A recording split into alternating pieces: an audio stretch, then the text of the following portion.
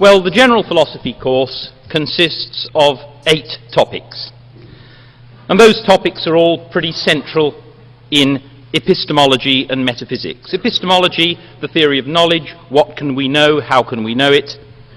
Metaphysics, what is the nature of things? More importantly, in a way, general philosophy illustrates to you how philosophy is done. So the importance isn't just the particular topics, it's understanding the discipline of philosophy, how it works, the sorts of considerations that are brought to bear in discussing these topics, and so forth. It makes you a better philosopher thinking about these topics. And it's got some historical focus. You'll find that 7 out of the 8 topics are introduced through literature of the 17th and 18th century. Not a lot. Typically on each of these topics you'll have one reading that goes back to what we call the early modern period.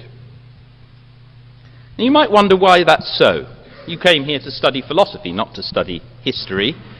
Why should you be interested in what happened 200 or 300 years ago? Well, the point is that these problems became evident there for a good reason. Certain things were happening in the world. A scientific worldview was largely replacing, or at least augmenting, a predominantly religious view. And a lot of these problems naturally emerged then, and they remain important today. But because the problems emerged then, a lot of the labels that we use when discussing these problems are inevitably historical. If you don't know what Cartesian dualism is, for example, you will be lost in a lot of modern discussions as well as older ones. So you need to know something about what Descartes said, not necessarily because the way he said it was remains particularly important today. It's not that we now are going to take his arguments as the last word, but because the discussions today still reflect the language of the past in some ways, you need to know that.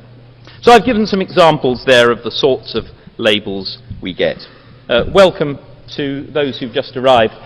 One of the things I said at the beginning of the lecture was that we start a bit late. You haven't missed very much. I'm well aware that you have a bit of a job getting here. You might notice as you come in that I put handouts at the door. I suspect you all came in quickly and quietly without noticing. You'll be able to pick some out as you go. But all of the slides that you see up here are on the handouts. Okay, another point is, by studying these philosophers of the past, you are studying people who are undoubtedly great thinkers, some of the very greatest thinkers there have ever been. You're certainly not wasting time looking at their work. There are still plenty of insights to be gleaned from them. Another point about studying philosophy historically is to do with interconnections between topics. If you just study topics in isolation, it's all too easy to view them just as separate things that you can pick and mix. But philosophical ideas aren't normally like that. They have very deep connections. Taking a view on one particular position may well commit you to a view on another. Now, one of the great ways of seeing that is to see the interplay between these ideas in historical figures, to see one great figure arguing against another and understanding how one view impacts on a different one. So we'll see examples of that in what follows. Many of these themes that arose back in the 17th and 18th centuries, as I've said, remain today. So looking at those battles can actually throw a very useful light on modern debates. It is not uncommon to find people debating now in ways that overlook points that were made back then. And if you know about that history, you are able to find points that were made that remain valid. Again, looking at things with a historical perspective can prevent our getting blinkered by what happen to be the concerns of today. So there are all sorts of good reasons for getting some historical perspective in philosophy. You don't have to be, as it were, an antiquarian in order to get value from this sort of discussion.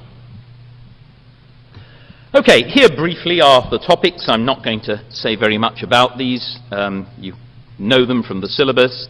skepticism, knowledge, perception, primary and secondary qualities, induction, free will, mind and body, personal identity. And I've given some notes there of particular big thinkers that we're going to be mentioning as we go through. So in this lecture and the next, I'm basically focusing on an historical perspective, which I hope will enable you to see how all these different topics tie together, why they arose when they did, why they were so important, and why many of them remain important. In subsequent lectures, I'll be looking in detail at each of those topics in turn.